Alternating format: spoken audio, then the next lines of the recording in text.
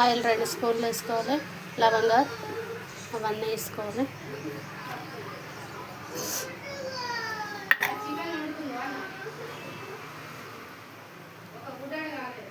ఒక 5 నిమిషాలు ఆగాలి. నూనె అరవకూడదు. అవి వేగినాక పచ్చిమిర్చి ఉల్లిపాయ వేసుకోవాలి.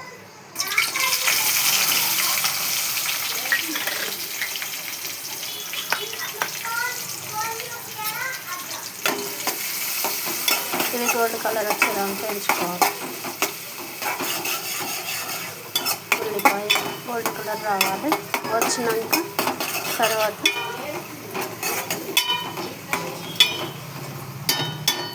గోల్డ్ కలర్ రావాలి. వచ్చినాక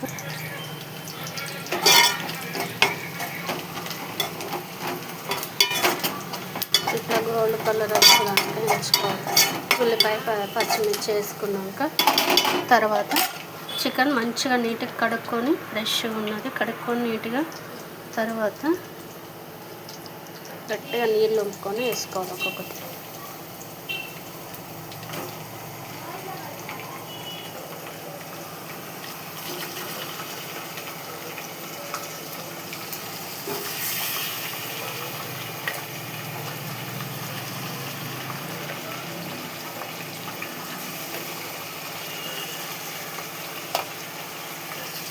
చికెన్ వేసుకొని కొంచెం కలపాలి. కొంచెం మగ్గినాక తర్వాత అల్లం పేస్ట్ పసుపు వేసుకోవాలి. అల్లం పేస్ట్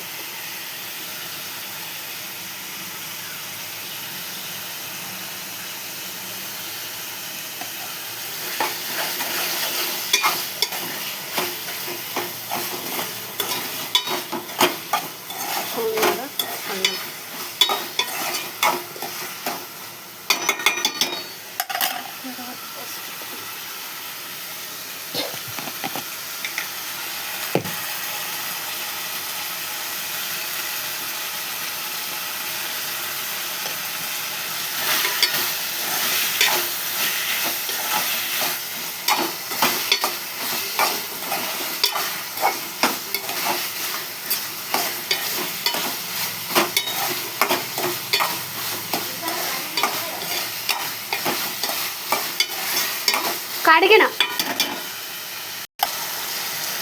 కొన్నారు.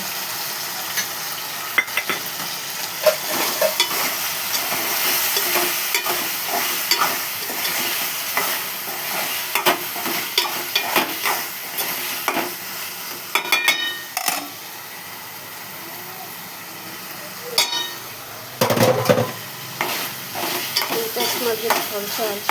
ఒక 10-20 నిమిషాలు ఉడికినాక ఉప్పు కారం వేసేస్తే అయిపోతుంది. గరం మసాలాలు వేసుకోవాలి. 2 స్పూన్ల కారం వేసుకొని కలుపుకోవాలి.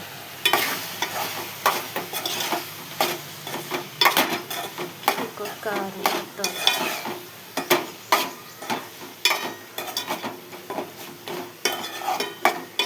తర్వాత కొన్ని వాటర్ పోసుకోవాలి.